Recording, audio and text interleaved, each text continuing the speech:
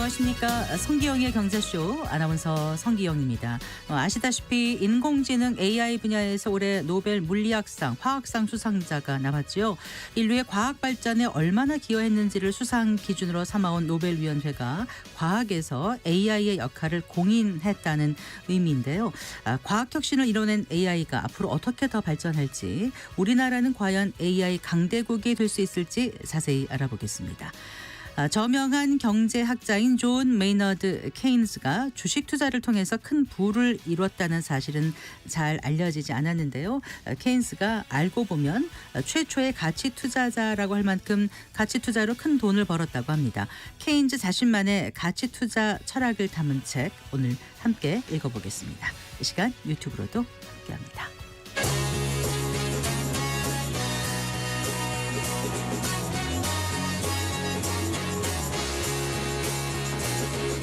경제 시야를 넓혀드립니다. 투자의 지름길을 안내합니다. 돈 되는 정보를 발견하는 시간. KBS 1라디오 경제쇼.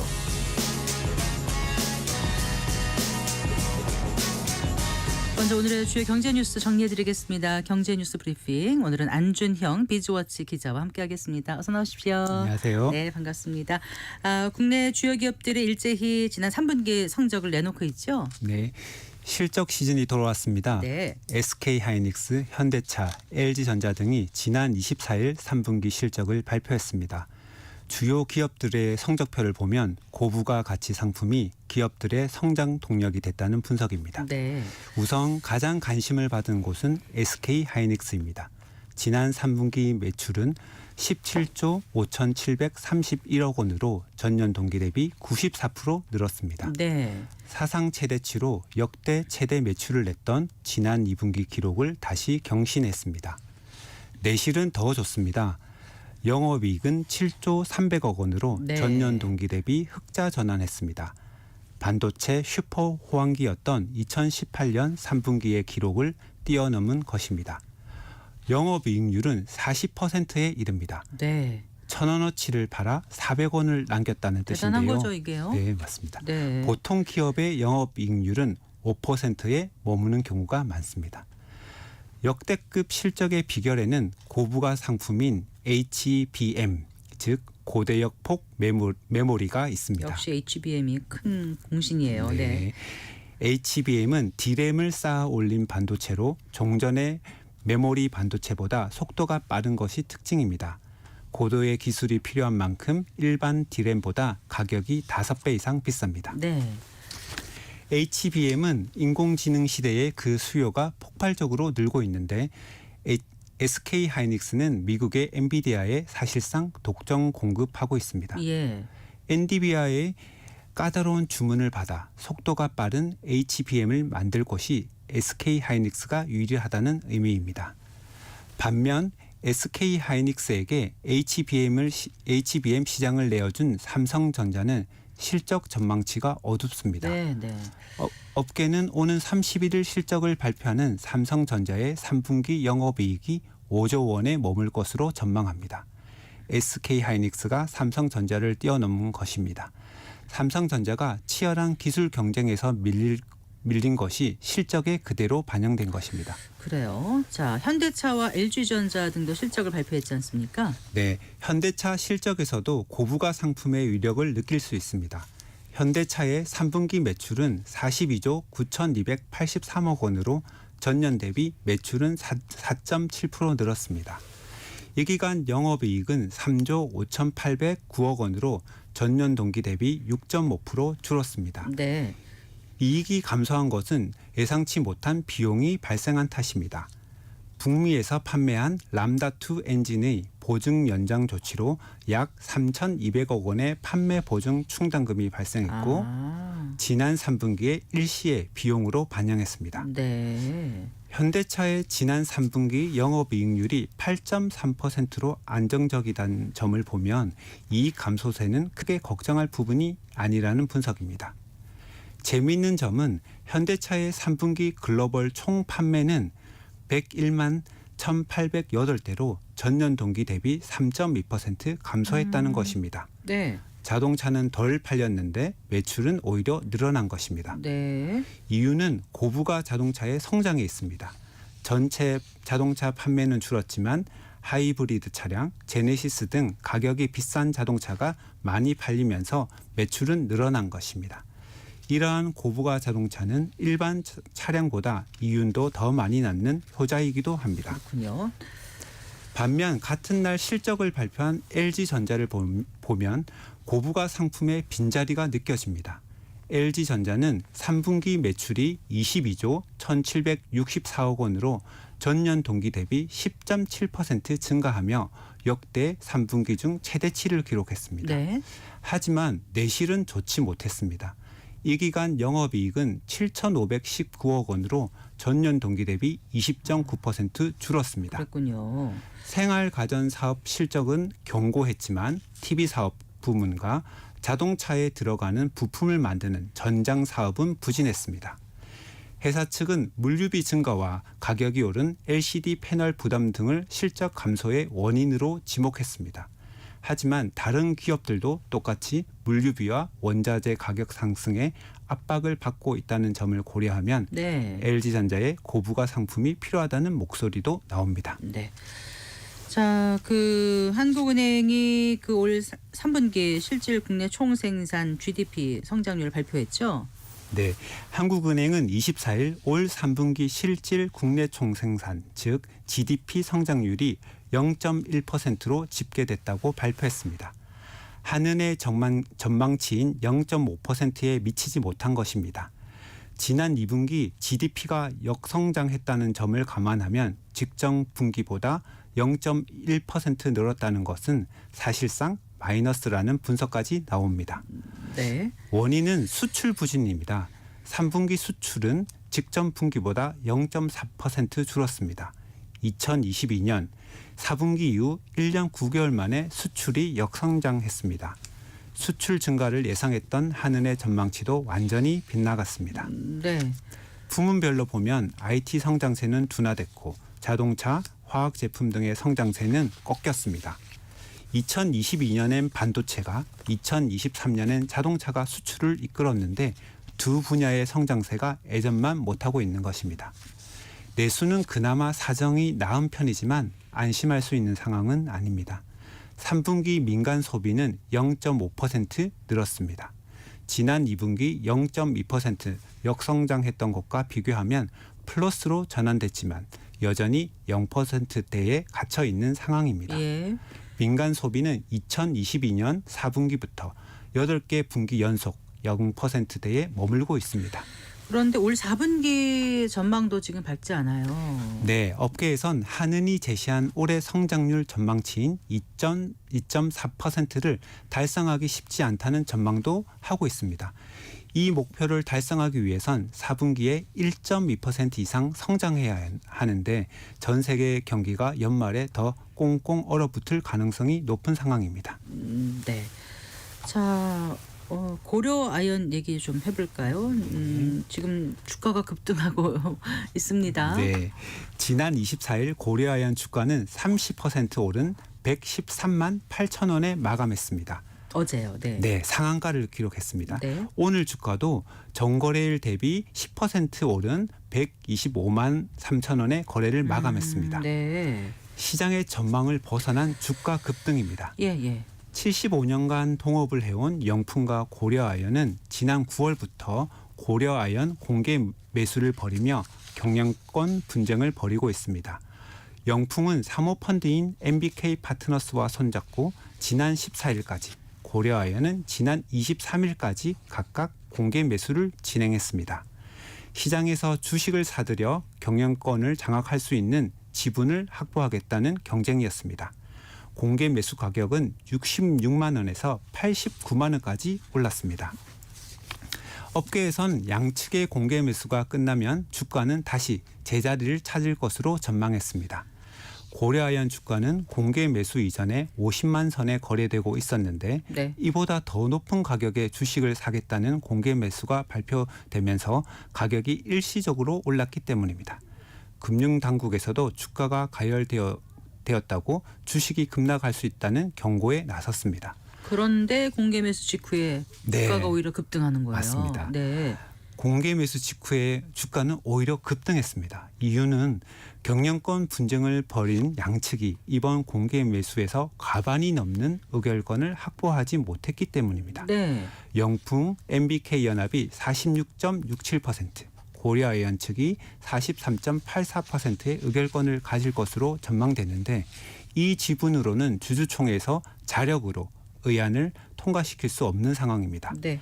아직 시장에 남아있는 주식이 부르는 게 값이 되어버렸습니다. 일명 품절주가 된 것입니다. 자, 그럼 앞으로 경영권 분쟁 어떤 방향으로 흘러가게 될까요? 좀 전망을 해주신다면요. 네, 여전히 복잡한데요. 우선 고려아연의 공개 매수 성적표를 받아봐야 합니다. 고려아연은 조만간 공개 매수 결과를 발표할 예정인데요. 네. 고려아연이 목표로 했던 20%를 확보했을지가 관건입니다. 이 중 우호 세력인 베인캐피탈이 인수하는 2.5%가 중요합니다. 네. 나머지 17.5%는 자사주로 의결권을 행사할 수 없기 때문입니다. 아하, 그렇군요. 자사주는 회사가 회사 돈으로 회사 주식을 사는 것입니다. 보통 주와 달리 의결권이 없어요. 의결권이 없습니다. 네. 고려아연은 공개 매수한 자사주를 모두 소각한다는 계획으로 자사주는 이번 표대결에서 영향을 미치지 못하게 됩니다. 네. 고려아연의 공개 매수 성적표를 보고 나면 MBK 파트너스는 시장에서 고려아연 주식을 살 것으로 예상됩니다. 주총에서 박빙의 대결이 예상되는 만큼 단 한 주라도 더 확보하는 것이 중요하기 때문입니다. 이후 MBK 파트너스는 고려아연의 임시 주주총회 소집을 요구할 계획입니다. 주주총회에서 MBK 파트너스는 새로운 이사 후보를 제안해 이사의 장악에 나설 가능성이 높습니다. 네. 반면 고려아연은 최대한 주주총회 개최를 미루고 우호 지분 확보에 총력을 펼치게 됩니다. 어떤 시나리오 상으로도 고려아연 주가의 몸값이 치솟을 수밖에 없는 것입니다. 알겠습니다. 네, 잘 들었습니다. 고맙습니다. 네, 감사합니다. 네, 경제 뉴스 브리핑 안준영 비즈워치 기자와 함께했습니다.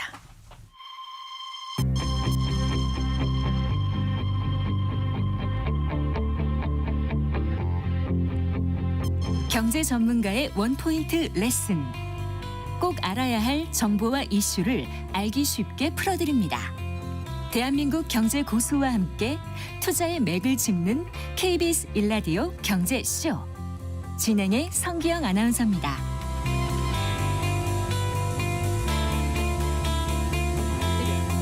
4시 18분입니다. 올해 노벨 물리학상과 화학상이 인공지능에게 돌아갔습니다. 한때 AI 거품론도 일었지만은 다시 전 세계가 AI로 달아오르고 있는데요. 당장 우리 교육만 해도 내년부터 초중 고등학교에서 새로운 개념의 AI 디지털 교과서가 투입된다고 합니다. 자, 이 AI 연구자가 올해 노벨상을 수상한 의미가 무엇인지 알아보고 또 AI로 바뀔 세상, AI가 바꿀 세상에 어떻게 대응해야 할지 고민해 보겠습니다. 경희대학교 경영대학의 이경전 빅데이터 응용학과 교수 스튜디오에 모셨습니다. 반갑습니다, 교수님. 네, 안녕하십니까. 네, 안녕하세요. 조금 더 오른쪽으로 앉아주시겠어요? 네. 네. 이번 그 노벨상 수상을 두고 굉장히 파격적이라고들 하더라고요. 예상을 깨고 이제 인공지능 AI 분야 연구 학자들이 노벨 물리학상과 화학상을 수상했지 않습니까? 네. 우리가 이제 한강 작가의 노벨 문학상에 막 네. 홍문에 있다 보니까 이 노벨상 물리학상과 화학상에 대해서 좀 덜 주목했던 것 같아요. 네. 누가 어떻게 받았는지 이게 어떤 의미인지 좀 말씀을 좀 해주실까요? 네, 이번에 인공지능 분야의 노벨상이 2개가 나왔는데요. 이제 네. 그거는 어떤 인공지능이 이제 이미 우리 사회에 큰 영향을 미치게 된 것을 어떤 반영한다고 생각을 합니다. 네.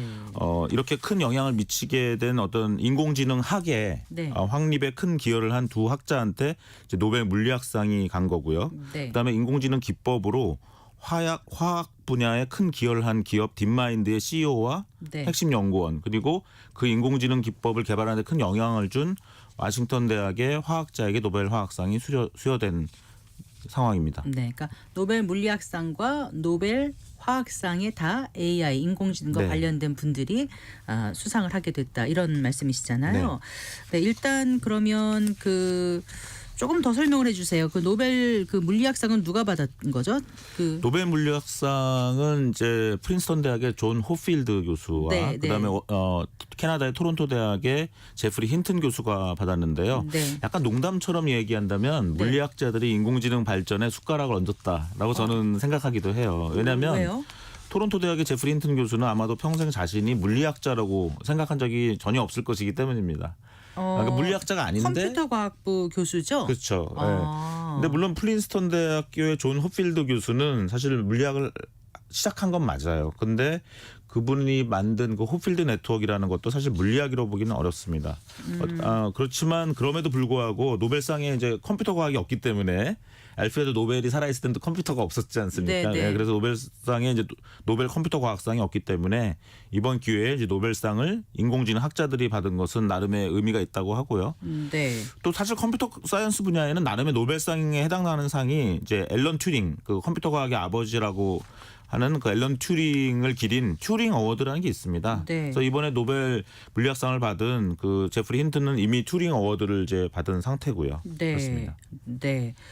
그런데 그 이번에 그 존 호필드 미국 프린스턴대 분자생물학과 교수하고 제프리 힌튼 캐나다 토론토대 컴퓨터 과학부 교수 이 두 분이 이제 선정이 된 거잖아요. 물리학상에. 네. 근데 이제 AI에 기반이 된 그 머신 러닝의 기초적 발명과 뭐 그 발견과 발명을 이뤘다고 하는데 이게 무슨 얘기인지 모르는데 교수님 이거 좀 주목해서 보셨나요? 아니면 그냥 이건 설명하려면 좀 시간이 필요하긴 한데 네, 네. 사실은 뭐 1940년대에 이제 맥클로와 피츠라는 분들이 신경과학자가 네. 우리의 논리적 사고가 결국 신경세포의 어떤 그 작용일 거라는 이제 가설을 내기 시작했고 네. 그걸 인공신경망으로 만든 연구를 여러 명이 했습니다. 그래서 네. 이제 로젠블랏이라는 분이 1950년대에 또 퍼셉트론을 만들기도 했는데 네. 이제 제프리 힌튼의 결정적 기여는 거기서 이제 이게 다 설명드릴 수는 없겠지만 네. 그 히든 레이어라는 게 있어요. 네. 우리가 보통 눈이나 귀는 바깥 세상으로부터 어떤 감각을 하는 것이고 네. 그다음에 말하거나 움직이는 거는 네. 출력을 하는 거잖아요. 그렇죠.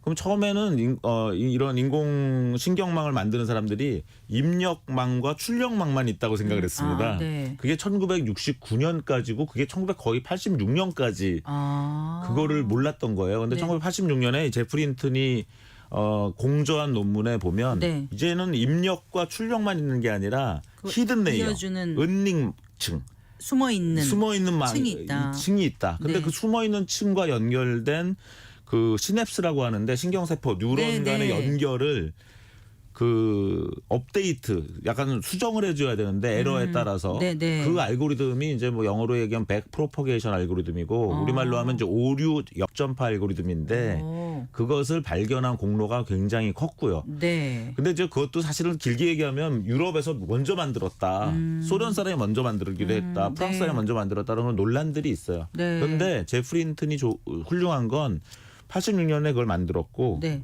끊임없이 연구를 했습니다. 그래서 네. 오늘날 딥러닝이라는 건 뭐냐면 그 은닉층이 2개 이상 그리고 그것이 지금은 수십 개 수백 개가 돼서 네.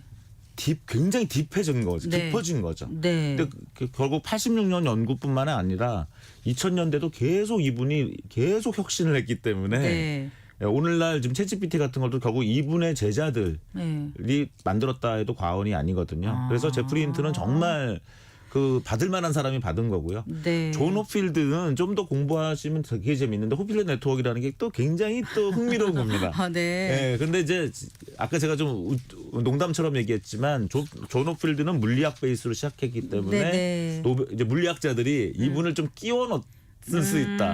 노벨 물리학상에 네. 존 호필드 넣고 네. 하지만 제프리 힌튼 물리학자는 아니지만 또 거의 이 인공지능학의 지금 뭐 아버지 같은 사람이 됐기 때문에 네. 이제 충분히 받을 만한 네. 그런 분이다 이렇게 말씀드릴 수 그러니까 있겠습니다. 최초의 인공신경망을 한 게 호필드 교수고 이거를 실제 AI에 적용할 수 한 게 힌튼 교수다 이렇게 나오더라고요. 그거는 네. 너무 단순화된 거고요. 단순화된 거예요. 존 그래서 제가 호필드보다 여쭤봤어요. 왜냐하면 네. 그 전에 그 살아있는 사람 중에서는 그렇게 얘기할 수 있어요. 그러니까 죽은 사람들이 있는 거죠. 1969년, 53년 뭐 네. 그러니까 다 역사 46년 그래서 이런 근데 이제 죽은 사람한테 노벨상을 못 주기 때문에 네네. 살아있는 사람 중에서 물리학과 관련된 사람을 찾아가지고 준 거고 네. 호필드 네트워크는 뭐 공부해 보면 아주 또 재미있는 그런 네트워크입니다. 우리가 빅데이터 기억을 하는 응용학과 교수님이신데 굉장히 이쪽 분야를 잘 아시고 계시네요, 교수님. 그거는 학과가 어디냐가 중요한 게 아니라 인공지능학을 했느냐 안 했느냐. 저는 그런 거군요. 네, 1988년부터 인공지능을 하기로 마음을 먹었고 네. 그렇기 때문에 네. 알겠습니다. 보통 그 노벨 물리학상 하면 뭐 천체 물리라든가 뭐 입자 물리라든가 뭐 전통적 물리 그쪽에 그 연구에 주어졌는데 이번에 정말 이례적인 평가라고 나왔지만 알고 보면 정말 혁신적인 인류의 보탬이 되는 그런 네. 연구를 하신 분들한테 상이 돌아간 네, 거죠. 노벨 물리학상이 꼭 과학적 발견에만 주진 않고요. 뭔가 네. 또 새로운 어떤 방법을 만든 공학적 방법을 만든 경우에도 또 줍니다. 이런 네. 트랜지스터를 발명했다거나 네. 이런 분들한테 노벨 물리학상에 가서 네. 상당히 노벨 그 물리학상이 좀 범주가 넓습니다. 그러네요. 그러면서 굉장히 또 실용적인 면도 있고 네. 결국 세상에 얼마나 선한 영향을 미쳤는가 네. 그런 기준으로 또 수상을 하는 것 같습니다. 예, 그 화학상 수상자 중에 한 명이 이제 데미스 허사비스요. 네, 네. 읽지가 않아서 입에 네. 이번은 최근 이제 공개한 그 AI의 뛰어난 연구 성과를 이제 공개를 했는데 거기 그걸 두고 지금 AI도 노벨상을 받을 수 있는가라는 논란이 과학계에서 일고 있다고 하더라고요. 이건 네. 무슨 얘기인가요, 또? 일단 데미스 서비스 조금 말씀드리면 알파고를 만든 사람이죠. 아, 그런가요? 예, 딥마인드의 CEO니까요. 아, 근데 알파고를 그러네요. 만들고 나서 네, 네. 그다음에 발표한 게 알파 폴드인데 네. 단백질 합성하는 것이 굉장히 사람이 하면 굉장히 시간이 오래 걸리고 수백 년이 걸릴 일을 네. 이 알파 폴드라는 AI 프로그램을 만들어서 네. 굉장히 빨리 대용량을 할 수 있게 만든 겁니다. 네. 그래서 노벨상을 이제 수상을 한 거고 네. 그거를 소스 코드를 공개 안 했어요. 그래서 와싱턴 대학에서 그걸 로제타 폴드라는 걸 만들어서 소스 코드를 공개했습니다. 네. 그래가지고 인공지능 하는 사람들이랑 화학하는 사람이 경쟁했는데 노벨 네. 화학상을 둘 다 준 거예요 이번에. 아. 그래서 와싱턴 대학의 베이커 교수한테도 상을 줬고 네. 이제 딥마인드의 두 사람한테 줬는데요. 그러면 알파 폴드를 만들어서 알파 폴드가 단백질 합성을 한 거 아니냐. 네. 그러면 알파 폴드한테 상을 줘야 되는 거 아니냐. 네. 이제 이런 얘기죠 인공지능한테. 아. 근데 저는 그렇게 생각해요. 뭐 노벨 문학상을 붓이나 펜한테 줄 수는 없잖아요.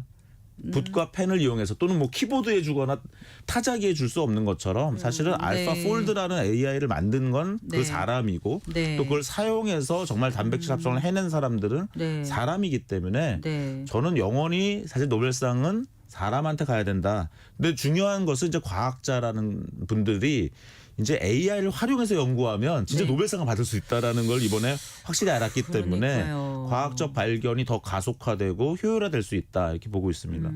그러니까 이 단백질을 예측하고 설계하는 게 그게 알파폴드 이런 거예요? 네, 알파폴드. 그 폴드라고 쓰는 거는 그냥 왜 쓰는 건지요? 저는 화학 전문가는 아니어서요. 네. 그래서 이제 알파 폴드, 로제타 폴드 뭐 이렇게 딥마인드라는 기업은 알파 폴드를 만들었는데 얄밉게 소스 코드를 공개 안 한 거예요. 네. 그래서 워싱턴 대학에서 로제타 폴드를 이번에 베이커 교수랑 네. 서울대에서 박사랑 백민경 포스닥이 네.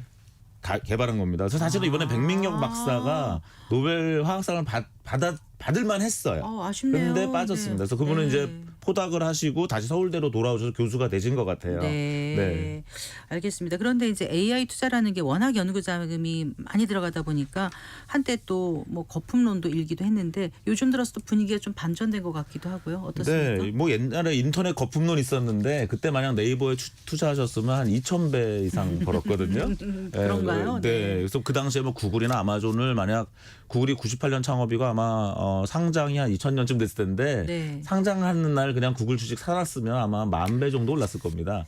그러니까 그렇기 때문에 네. 이제 이런 거품론이라는 것은 인터넷은 그걸 극복을 했고요. AI도 그걸 이제 극복할 거다 봅니다. 왜냐하면은 그 당시에 인터넷으로 사람들이 열광했잖아요. 지금도 AI 챗GPT로 인해서 사람들이 열광하고 있기 때문에 사람들이 많이 쓰는 것은 결국 간다는 거죠. 네. 최근에 오픈 AI가 66억 달러, 그러니까 8.8조 정도를 투자를 받았습니다. 그래서 그걸 가지고 이제 GPT-5를 아마 개발할 텐데 빠르면 내년 중에 나오고요. 네. 늦으면 2026년 이후에 나올 텐데 그 GPT-5는 이제 박사 레벨이 된다고 하고 있고 지금 샘 알트만이 뭐라 그러냐면 지금 GPT-4는 한 달에 20불을 받지만 네. GPT-5는 한 달에 2,000불을 받겠다라고 지금 얘기를 해놓은 상태입니다. 네. 그래서 이제 거대한 투자가 들어가면서 또 큰 변화를 예고하고 있는 상태죠. 네. 최근 몇 년간 세계 각국이 이제 AI 분야를 국가 주력 산업으로 선정해서 돈을 쏟아붓고는 있는데 우리나라는 지금 어떤 상황인지 궁금하고요. 그 2023년인가에 영국의 한 데이터 분석 미디어가 발표한 내용을 보면 글로벌 AI 지수 62개국 가운데 한국이 6위라고 하더라고요. 맞습니까, 교수님? 얼추 6위가 맞습니다. 일단 왜냐하면 미국, 중국, 영국, 캐나다, 프랑스가 5강을 하고 있거든요. 네. 그래서 1등이 미국, 중국이 2등. 그다음에 이제 3등이 누구냐? 3, 4, 5등이 이제 영국, 캐나다, 프랑스입니다. 프랑스 같은 경우는 미스트랄 AI라는 회사가 갑자기 네. 거기서 만든 AI가 수많은 회사에서 쓰면서 네. 이제 프랑스의 마크롱 대통령도 굉장히 지금 AI를 지금 지원하고 있는 상태고요. 캐나다에는 코이어라는 코이어. 회사가 있고 네. 영국에는 또 딥마인드 구글이 네. 인수했지만 그래서 결국은 좋은 품질을 가진 AI를 가진 기업을 소유하고 있는 나라의 순서다 이렇게 보시면 될 거고요. 이렇게 네. 이제 5개 강한 나라가 있고 그 뒤를 따르는 것이 이제 한국, 일본, 독일, 스웨덴 이렇게 되기 때문에 얼추 한국이 이제 6위권이다 하면 맞는 뭐 그게 틀리진 않은데 지금 이제 국민들이 원하는 건 3위에 가야 되는 거 아니냐 뭐 이런 네. 얘기를 하고 있는 겁니다. 네, 지금 미국, 중국이 1, 2위라고 하셨잖아요. 네네. 그럼 3위로 가야 되는 거 아니냐. 어쨌든 그 앞으로 가려면 네. AI 강국이 되기 위해서 그럼 우리나라 어떤 전략을 가져가야 된다고 보세요? 여러 의견이 있을 수 있겠지만 이번에 노벨 경제학상을 수상한 그 세 사람의 예, 이론을 가지고 한번 얘기를 해보면 네, 네. 이 세 분의 공로는 뭐냐면 번영하는 국가의 특징이 뭐냐. 남한은 왜 이렇게 잘 사는데 북한은 왜 이렇게 못 사냐 이런 걸 한 건데 사실은 이거는 1993년에 노벨 경제학상을 받은 더글라스 노스의 연구를 확장한 겁니다. 네. 그래서 더글라스 노스는 뭐라고 그랬냐면 재산권을 잘 보호하고 네. 그걸 잘 활용하게 해주는 나라, 그걸 거래하는 과정에서 거래 비용을 줄이는 네. 이른바 이제 좋은 제도를 가진 나라가 번영한다는 걸 밝혔는데 네. 이번에 데런 에스모글루나 제임스 로빈슨 제가 정확하게 이제 그다음에 무슨 사이먼 존슨? 네. 사이먼 존슨 교수는 네. 이 더글라스 노스의 이론에다가 한 그 벽돌을 올려놨는데 그 벽돌이 뭐냐면 네.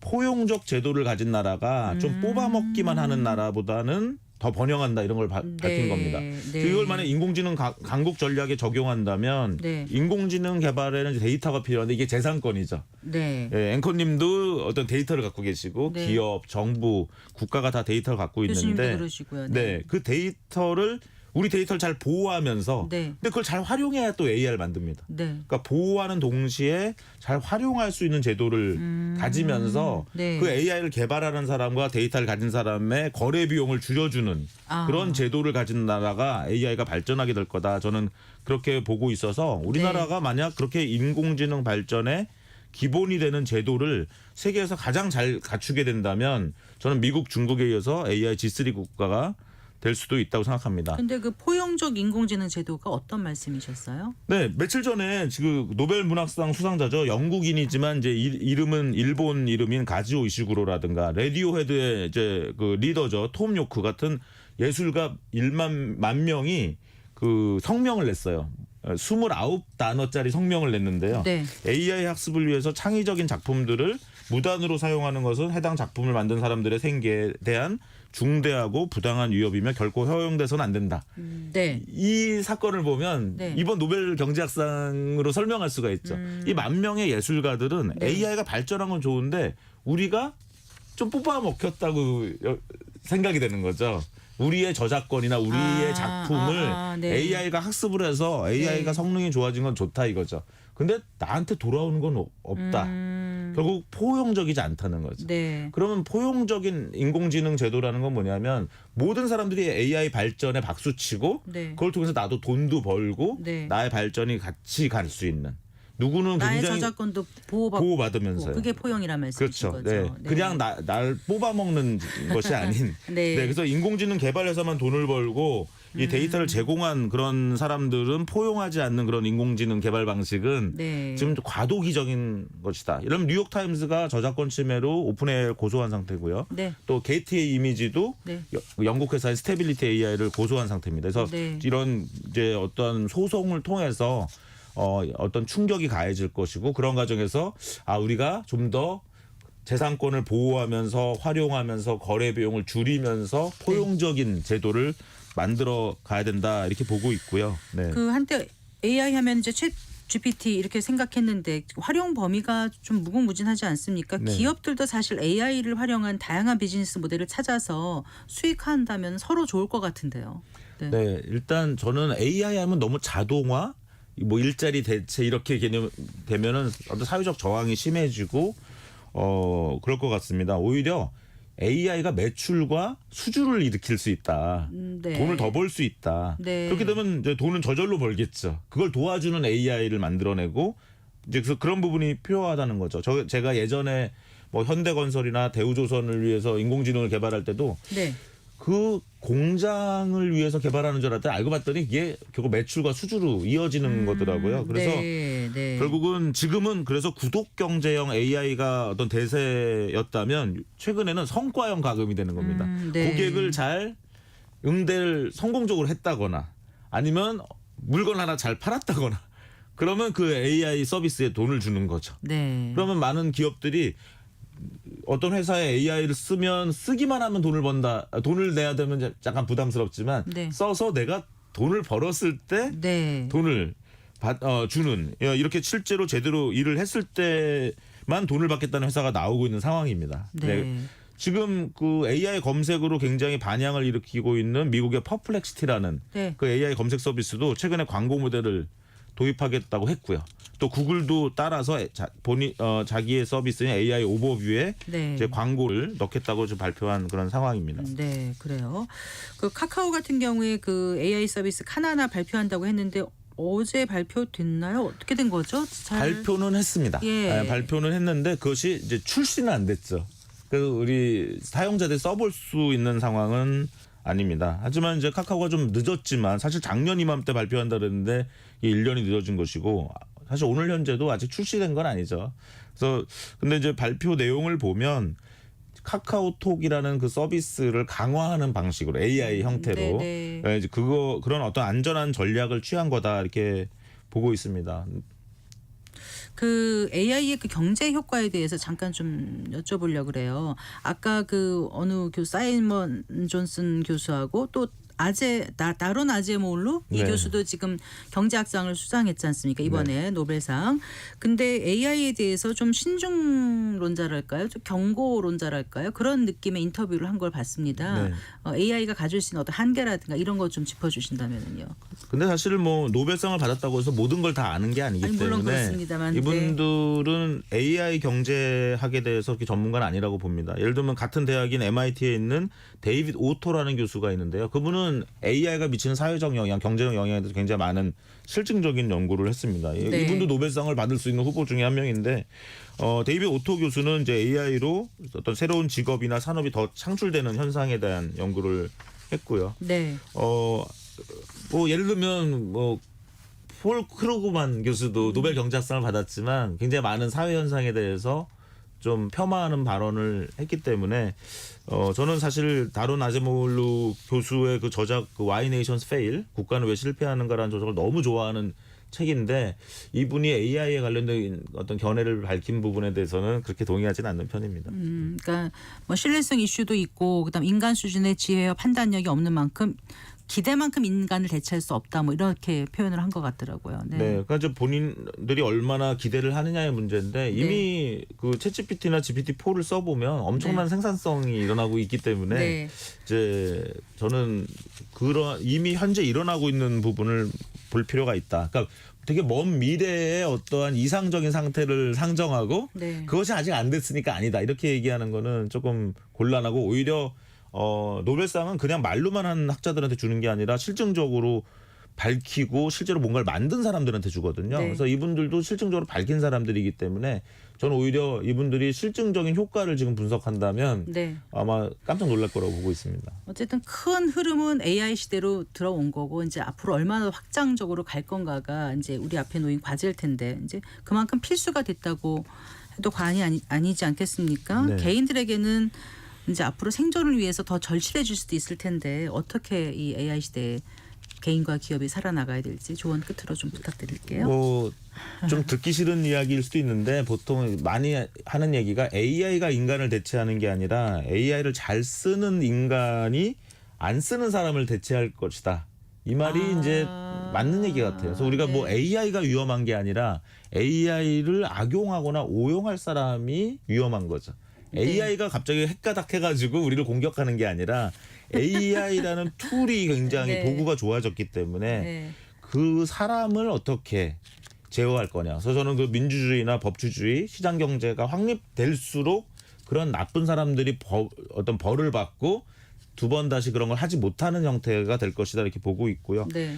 자동차가 이미 나왔는데 소달구지 끌면 옆에서 보기에도 안쓰러운 거죠. 저는 지금 챗GPT 같은 거는 버스 정도가 나았다고 생각해요. 네. 그럼 우리가 버스가 느리다고 생각하지만 사실 걷는 것보다는 훨씬 더 편하거든요. 네. 그래서 이제 이미 버스가 나왔고 좀 앞으로 택시도 나오고 뭐 지하철도 나오고 KTX 같은 것도 나오고 비행기도 나올 텐데 그걸 기다릴 게 아니라 지금 내가 같이 살면서 타고 가는 거야. 네, 버스를 타면서 야, 이 버스가 나오는데 다음에 택시가 나오면 어떻게 또 바뀔까?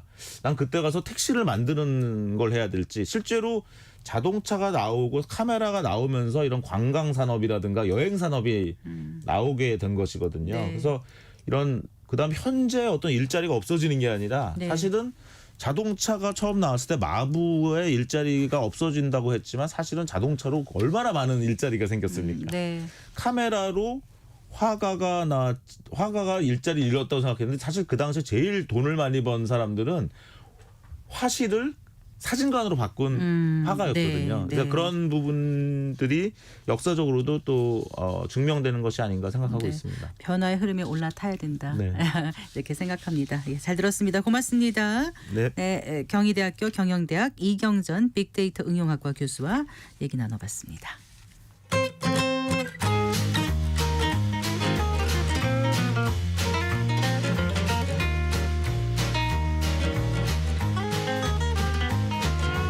경제 맛집 투자 핫플.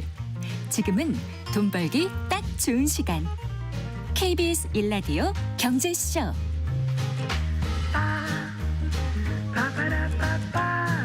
세계에서 경제 보는 눈을 키우고 투자의 길을 찾아보는 경제 읽기 순서입니다. 위대한 경제학자이자 자신만의 가치 투자 철학으로 큰 돈을 벌었던 케인즈의 주식 투자 비법을 다룬 책입니다. 버핏도 따라한 케인즈의 주식 투자 비법, 오늘 함께 읽어보겠습니다. 미래에셋 투자와 연금센터 이상원 센터장과 함께합니다. 어서 나오십시오. 네, 반갑습니다. 안녕하세요. 예. 네. 경제학자들은 과연 주식 투자로 돈을 잘 벌까요? 누구나 한번 좀 궁금해. 예, 뭐 실제 나온 거는 잘 네. 못해요. 잘 못하고. 네. 근데 아주 예외적인 인물이 오늘 소개해드리는 존 메이나드 케인즈경, 이분이 제일 이제 예외적인 인물인데, 이 책 제목은 그 한국 제목은 버핏도 따라한 케인즈의 주식 투자 비법이지만 영어 원제는 케인즈 앤 더 마켓이에요. 그러니까 케인즈와 앤 더 마켓. 시장. 네. 이 제목이 저는 더 적합할 것 같고요. 예. 케인즈경에 대해서는 아시는 분들은 많이 아시겠지만 간단히 소개해드리면 오늘날 거시경제학을 탄생시킨 인물이죠. 그것도 가장 유명한 것이 뭐냐면 1차 세계대전 이후에 독일이 이제 그 전범 국가였잖아요. 이 독일에 대한 감정이 굉장히 안 좋았다 보니까 독일에 대해서 징벌적인 보상책을 합니다. 네. 이거에 대해서 격렬히 반대하면서 자기가 영국 대표단을 사임했던 유명한 사건이 있는데 그리고 나서 쓴 책이 평화의 경제적 규결이라는 책입니다. 그러니까 전쟁 끝난 그 평화가 독일의 징벌적으로 보상을 요구했을 때 어떻게 되느냐 해서 이제 경고를 하죠. 그 문명의 파괴적인 일이 일어날 것이다. 바로 이제 히틀러의 등장입니다. 네. 그러니까 이제 인플레이션을 사생아라고 그러는 히틀러가 등장을 하고 독일에 이제 아주 징벌적인 보상책을 요구하니까 독일에 돈이 없으니까 돈을 무작정 찍어가지고 보상금 줬을 거 아니에요. 네. 그러면서 이제 히틀러가 등장하게 되죠. 네. 이거를 이제 36살의 나이에 예견을 했던 했던 인물이고 또 영국에서 공직 생활도 했었고 또 네. 1929년 대공황을 지켜보면서 이 사람이 그 경제학의 패러다임을 바꾸는 거죠. 정부의 역할. 네. 그러니까 어려울 때는 정부가 나서서 총 수요를 자극해야 된다. 그게 고용 이자 및 화폐의 일반 이론이라는 그쵸. 그거 아니에요? 예, 그게 맞아? 바로 이제 시작한 게 케인즈고. 네, 케인즈 혁명이었죠. 그렇죠. 그래서 네. 케인즈 혁명이라는 말로 나왔던 인물인데 네. 이 사람의 일생 중에 면면이 계속된 게 바로 투기와 투자예요.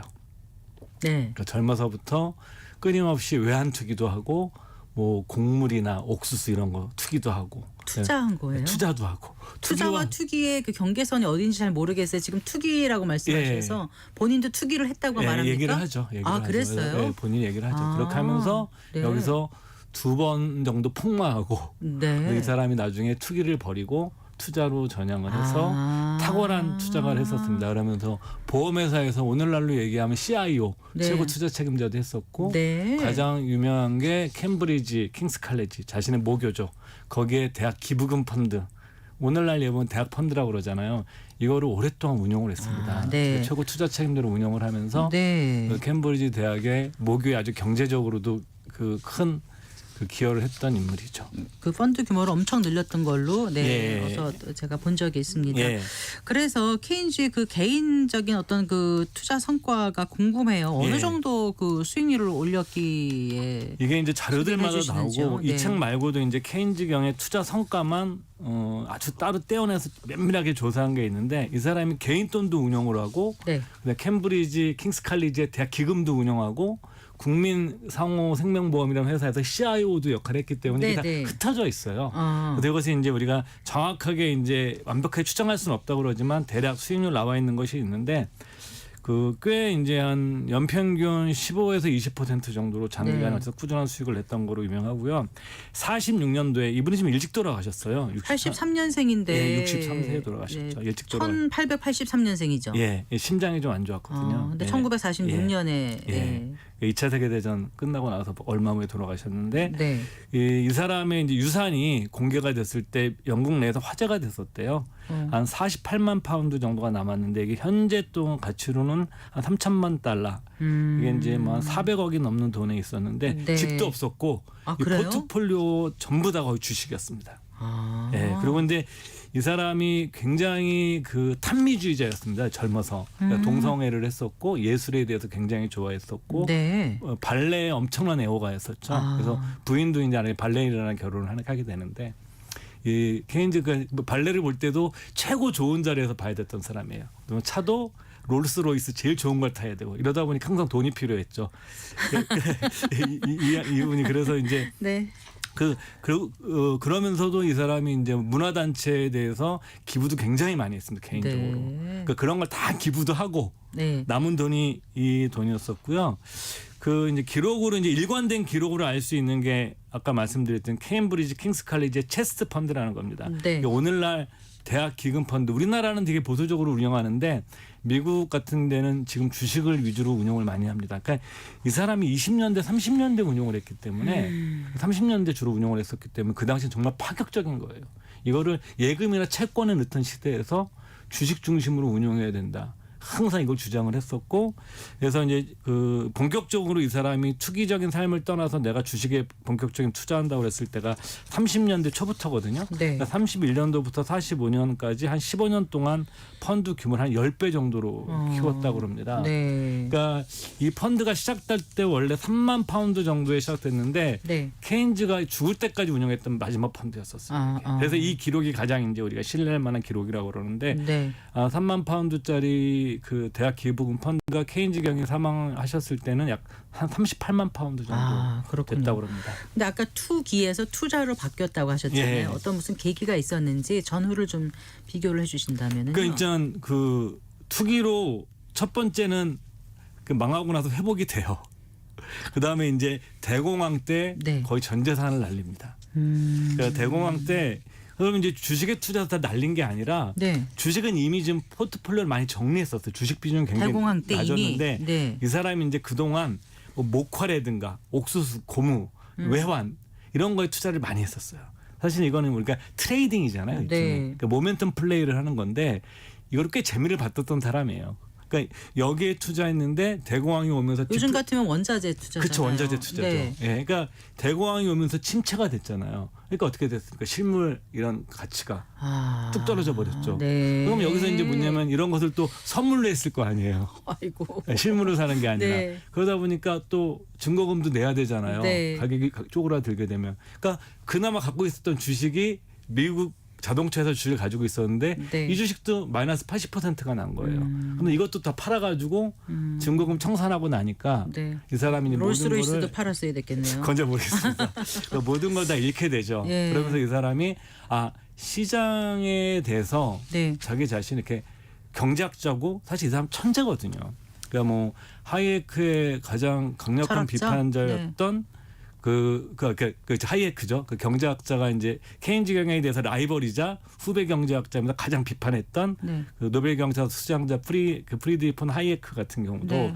자기의 경쟁자였음에도 불구하고 이제 비판했던 경제학자도 불구하고 경제학 분야에서 단 한 명의 천재를 얘기를 한다 그러면 존 메이너드 케인즈 케인즈다. 경밖에 없다라고 네. 얘기했을 정도의 인물도 다 날린 거죠. 네. 그래서 그럼 대공황으로 큰 손실 겪고서 이제 투기를 그만두고 투자자로 예. 돌아섰다고요. 이 사람이 이제 그런 생각을 하게 된 게 네. 제가 경기의 어떤 주기 있지 않습니까? 그다음에 주가 전망에 의한 투자를 제가 했었는데 가격 전망을 했을 때 사이클이라 그러죠. 예, 보통. 사이클을 보고 했었지만 제가 이런 천재예요. 이 사람은 정말 천재인데 자기가 이거로 돈을 벌 수 있는 방법이 아니다라는 결론을 내리게 됩니다. 네. 그러니까 내가 이거를 맞출 수가 없구나 받아들이면서 이 사람이 이제 그 소위 말하는 주식에 대한 투자를 본격적으로 시작하게 되는데 기업을 다시 보게 됩니다. 기업을. 네. 기업은 이익이 나게 되면 이익을 재투자하잖아요. 그러면서 그 기업이 성장하지 않습니까? 그러니까 기업 자체가 복리식 구조를 가지고 있는 거거든요. 네. 그렇죠. 발생한 이익을 재투자하니까 자기. 제대로 된 기업은. 그 제대로 된 네. 기업. 그래서 이런 기업에 투자하는 것이 장기적으로 좋은 성과를 낼 수 있겠다라는 결론에 이르게 되고 네. 그다음부터 주식 중심의 투자를 하게 됩니다. 그리고 주식도 이 사람이 뭐 막 분산 투자를 하는 것이 아니라 워렌 버핏 얘기가 똑같아요. 그게 뭐냐면 자기가 잘 아는 거에 집중 투자하고 느긋이 기다리는 것만이 느긋하게. 그러면서 이제 이 사람이 했던 유명한 그 표현 중에 야성적 충동이라는 표현 많이 들어보셨는데 그게 케인즈 경이 인용해서 유명해진 표현이에요. 요즘 네. 많이 쓰시는데 네. 또 야성적 충동이라는 원래 표현은 케인즈 경이 아이작 뉴튼 경의 전문가 있었어요. 오. 그래서 이제 아이작 뉴튼 경이 했던 얘기예요. 네. 그거를 자기가 경제학에 가져와서 인간의 본성이라는 게 네. 그런 충동적인 것이 있는 거죠. 참을 수 없는. 그래서 그런 것들 통해서 그 케인즈 경이 이제 인간이 어떤 균형감, 심리적 안정감, 투자에 대한 분석, 네. 장기 투자 이런 개념들을 자기가 정립하게 되는 거죠. 그럼 46년에 운명했는데 그러면 이 케인즈의 주식 투자 비법을 버핏도 따라했다 그러잖아요. 그건 이제 오마하의 현인. 따라했다기보다는 네. 버핏이 이제 케인즈 경을 굉장히 좋아했고 책을 다 많이 읽은 걸로 알고 있어요. 그러니까요. 어렸을 때 오마하의 그 도서관에 가서 예, 책을 막 읽었을 그쵸. 때 그 예. 당시 이미 벌써 케인즈 책을 그럼요. 읽었겠네요. 네, 다 읽었고, 그러니까 네. 이 케인즈 경이 이제 미국의 그 버핏이 읽었던 나중에 어떤 책들을 또 읽었었어요. 미국에서 나왔던 주식 관련 책들을. 그렇군요. 예. 네. 자, 오늘 그 케인즈의 삶에서 우리가 어떤 점을 좀 한 세 가지 정도 말씀드리고 싶은데 첫 번째는 뭐냐면 그 케인즈 같은 정말 경제학의 당대의 천재 중의 천재도 네. 시장의 방향성, 모멘텀이나 시장 순환 주기 같은 걸 예측하는 게 실패했다라는 거. 그래서 여러분들께서 너무 가격 전망형 투자는 안 하셨으면 좋겠다는 걸 말씀드리고 싶고요. 두 번째로는 이 사람은 낙관주의자였습니다. 왜냐하면 네. 이 사람이 살았던 시대가 전쟁과 대공황의 시대예요. 인류 역사상 가장 어두웠던 시기지만 인류의 미래에 대해서 낙관주의를 포기하지 않았고 투자자는 당연히 낙관주의를 가져야 됩니다. 어려워도.